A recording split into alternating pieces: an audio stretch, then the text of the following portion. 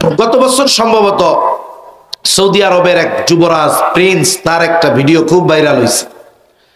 এই যুবক 17 বছর আগে রোড অ্যাক্সিডেন্ট করেছে। ওই রোড অ্যাক্সিডেন্টের পরে সে কোমায় চলে গেছে, তার মানে একেবারে অচেতন, শুধু কোনো মতে তার হার্টবিটটা আছে, একটু একটু বেঁচে আছে। কথাও বলে না, নড়াচড়াও করে না, চোখেও দেখে না। তাকে বিছানায় শোয়ায় রাখতে হয়, পাইপের মাধ্যমে কিছু তরল খাবার তার পাকস্থলীতে পৌঁছিয়ে দেওয়া হয়, প্রস্রাব পায়খানা বিছানাই হয়। এভাবে কেটে গেছে 17 বছর। হায়াত আছে বিধায় বাঁচায় রাখছেন কে? আল্লাহ বাঁচায় রাখছেন। সেজন্য সুস্থতা অসুস্থতা এটা মৃত্যুর মূল কারণ নয়। মৃত্যুর মূল কারণ হলো হায়াত শেষ হয়ে যাওয়া।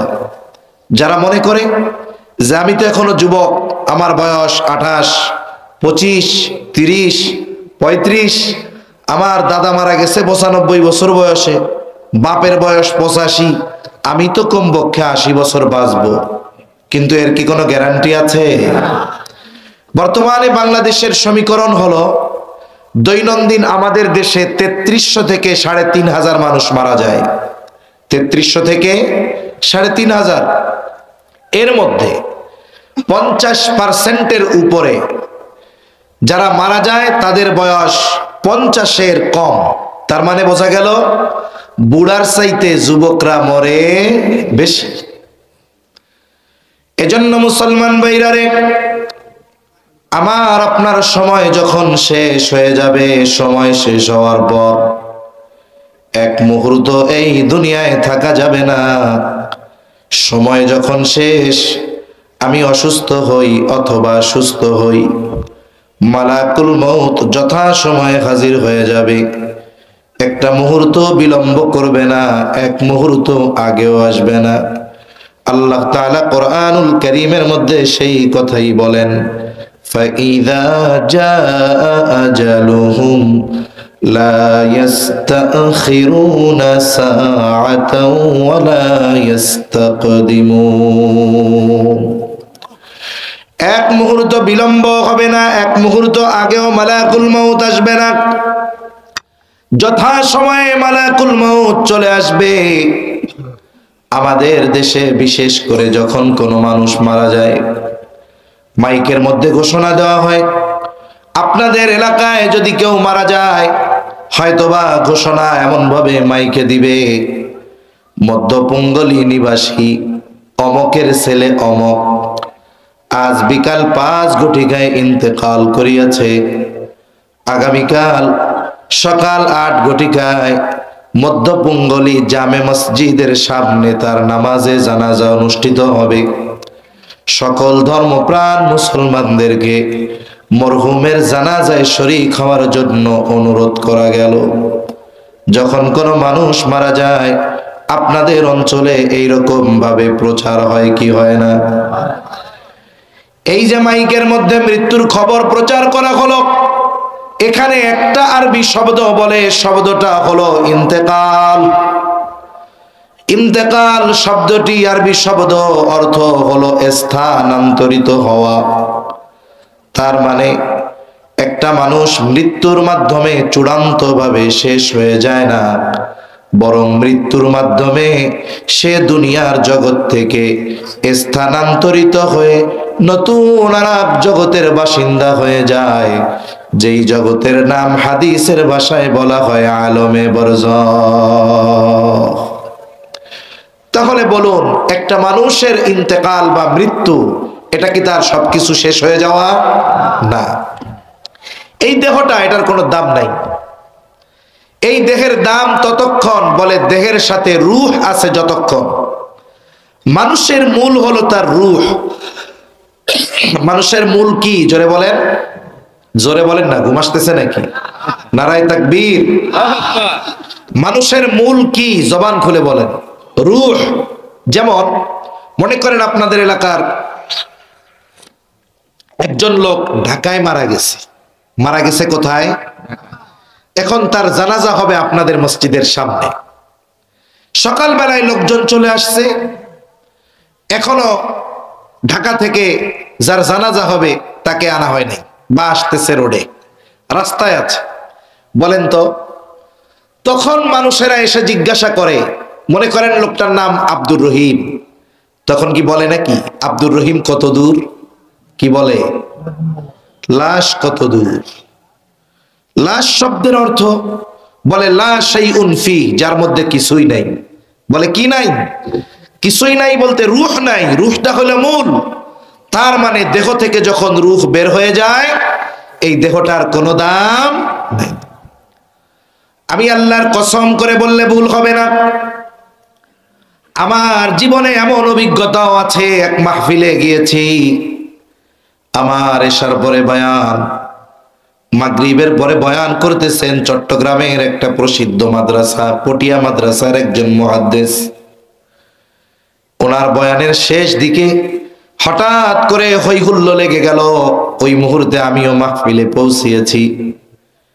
আমি চিন্তা করলাম কোনো গ্যাঞ্জাম টেনজাম লাগলো নাকি, কিন্তু একটু এগিয়ে এসে দেখলাম কোনো গ্যাঞ্জাম না। একজন মানুষ, সুস্থ মানুষ, তিনি বয়ান শুনতেছিলেন। হযরতের বয়ানের শেষ দিকে ওইখানে তিনি হঠাৎ করে অসুস্থ হয়ে গেলেন। মুহূর্তের ভিতরেই তিনি ইন্তেকাল করলেন, মারা গেলেন। আল্লাহ না করুন, আপনারা এখানে যারা বয়ান শুনতে এসেছেন, হয়তো আপনাদের অনেকের স্ত্রী কন্যা তারাও এসেছে, অথবা অনেকের স্ত্রী কন্যা বাসায় রয়েছে, তারা বাসায় আছে। আপনি বাসায় যাবেন, আপনার স্ত্রী চিন্তা করতেছে আমার স্বামী গভীর রজনী পর্যন্ত ওয়াজ শুনে আসবে, এসেই যেন বিছানায় শুয়ে পড়তে পারে। এই জন্য হয়তো আপনার বিছানাটা পরিষ্কার করে সুন্দর মতো বালিশ, ল্যাপ, কম্বল দিয়ে রাখছে, যাতে আপনি গিয়েই শুয়ে পড়তে পারেন। হয়তো কোনো যুবক এসেছে, তার বোন হয়তো চিন্তা করতেছে ভাইয়া ওয়াজ শুনতে গেছে, এসেই জানি বিছানায় শুয়ে পড়তে পারে, এই জন্য হয়তো বিছানাটা প্রস্তুত করে রেখেছে। আল্লাহ না করুন ওই যুবক অথবা ওই ব্যক্তি যদি এখানে ইন্তেকাল করে, বলেন তো তার লাশটাকে নিয়ে যখন বাড়িতে যাওয়া হবে, ওই বাড়ির ভাইয়ের বোন অথবা স্বামীর স্ত্রী কি বলবে নাকি, আমি তো আমার স্বামীর জন্য, আমি তো আমার ভাইয়ের জন্য আজকে রাত্রে শোয়ার জন্য বিছানাটা প্রস্তুত করে রেখেছিলাম, জানাজা তো আগামীকাল সকাল বেলায় হবে, তাহলে বাকি রাতটা ওই বিছানায় কম্বলের তলে আমার ভাইয়ের লাশটা থাকুক। রাখবে? জোরে বলেন রাখবে? আপনাকে এখান থেকে ওই লাশের খাটিয়া সবাই চিন্তা করবে সকালে ব্যস্ততা আছে, লাশ বাইরে থাক, আমরা একটু শীতে কম্বল গায়ে দিয়ে ঘুমাই। এটাই বাস্তবতা। আপনি আমি যদি এই চিন্তা অন্তরে রাখতে পারতাম, আমার আপনার জীবন পরিবর্তন হয়ে যেত। তখন আমি চিন্তা করতাম যে আসলে আমি কি করতেছি, আমার কি করা দরকার ছিল। আমার তো সব আছে, হাত আছে, পা আছে, চোখ আছে, কান আছে, এরপরেও কেন ঘরে উঠাবে না? বলে আসল যেটা সেটা এখন দেহের সাথে নাই। বলেন কি নাই? রূহ নাই, এটা মূল। এই দেহ ধ্বংস হয়ে যাবে, কিন্তু রূহ অবিনশ্বর। রূহ কখনো ধ্বংস হবে না। রূহ শুধু স্থান পরিবর্তন করে। কি পরিবর্তন করে? যেমন আমরা প্রথমেই কিছুই ছিলাম না, একটা সময় আমাদের অতিবাহিত হয়েছে, আমাদের অস্তিত্ব বলে কিছুই ছিল না।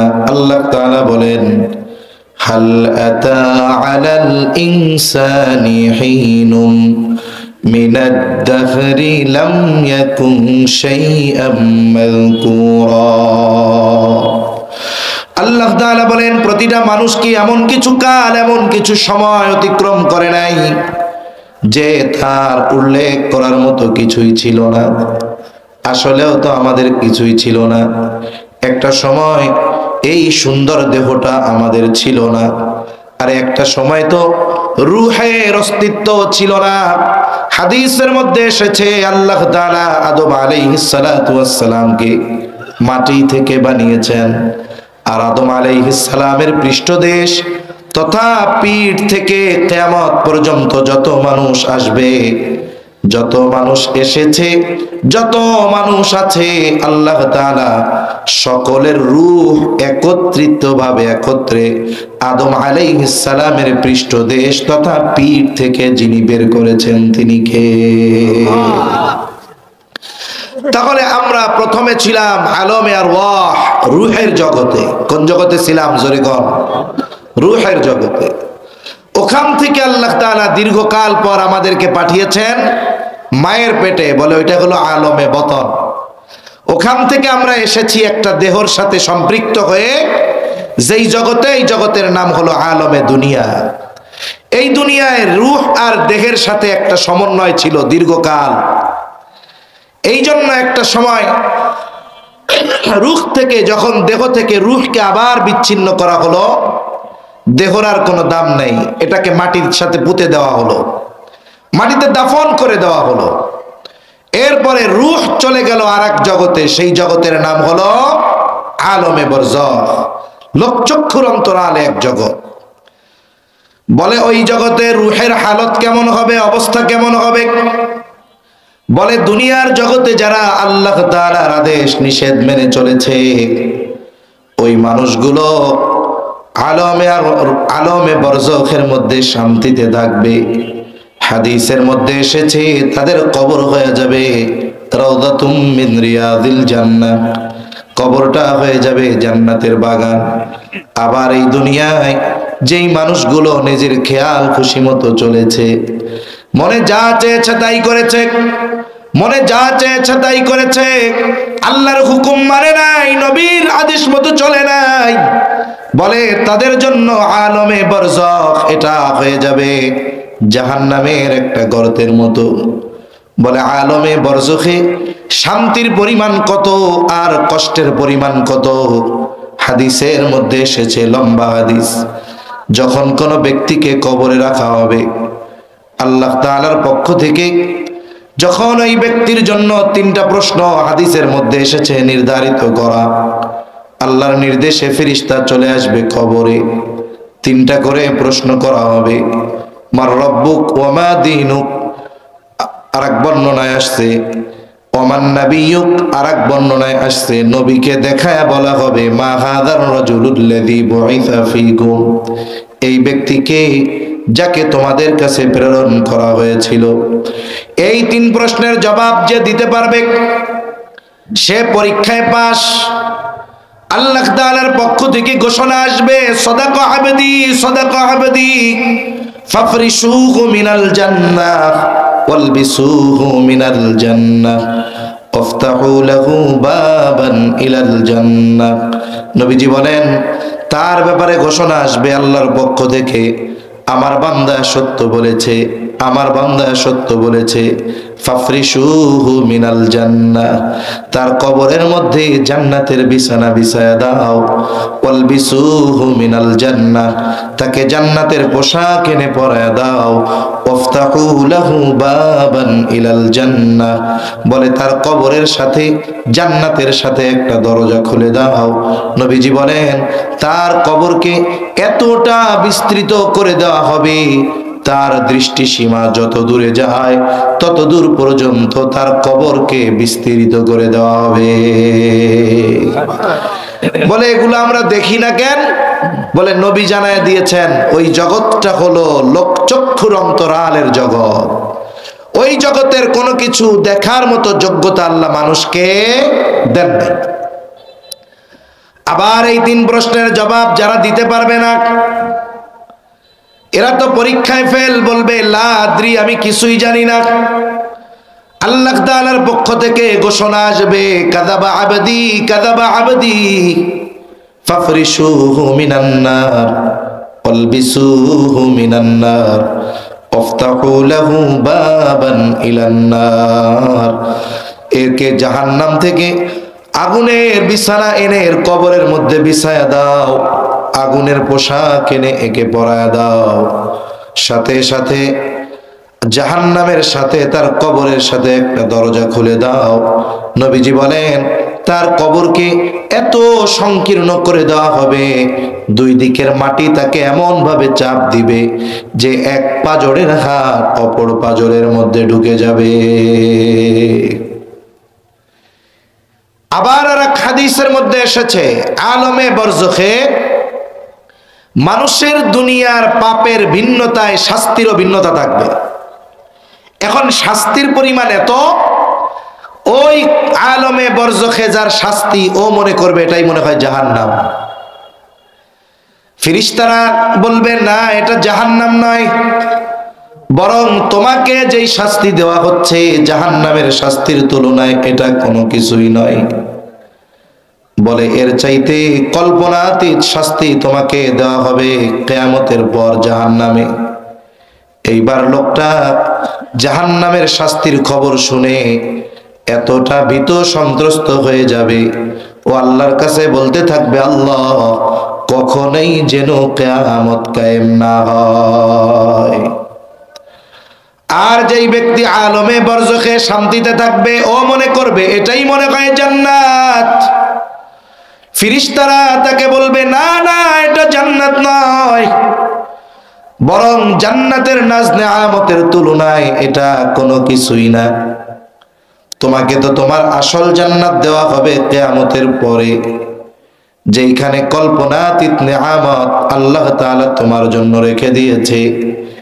এইবার লোকটা আল্লাহর কাছে বারবার বলতে থাকবে, আল্লাহ যত দ্রুত সম্ভব কিয়ামত কায়েম করেন, আমি আমার অনন্তকালের চূড়ান্ত বাসস্থান জান্নাতে চলে যেতে চাই।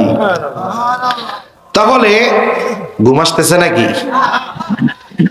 তাহলে দেখেন আলমে বরজখে আযাবের তীব্রতা কত। একজন মনে করবে যে জাহান্নাম মনে হয় এটাই, কারণ এর চাইতে কঠিন শাস্তি আর হতে পারে না। এই আলমে বরজখে আমাদের সবার থাকতে হবে দীর্ঘকাল, তবে অনন্তকাল নয়। কতকাল আমরা থাকব এর কোনো সুনির্দিষ্ট মেয়াদ কাল জানা যায় না। তবে তাফসীরের মধ্যে এসেছে এই পৃথিবী থেকে সর্বশেষ যেই ব্যক্তি মারা যাবে, ওই ব্যক্তি কমপক্ষে 40,000 বছর আলমে বরজখে থাকবে। সুবহানাল্লাহ। আমরা দীর্ঘকাল ব্যাপী ওই আলমে বরজখে থাকব। সিংহায় ফুৎকারের মাধ্যমে আলমে বরজখের অবস্থান কাল শেষ হবে। কোরআনুল কারীমের মধ্যে আল্লাহ তাআলা বলেন, ওয়ানুফিখা ফিস-সূরি ফাসা'iqa মান ফিস-সামাওয়াতি ওয়া মান ফিল আরদ ইল্লা মান শাআল্লাহ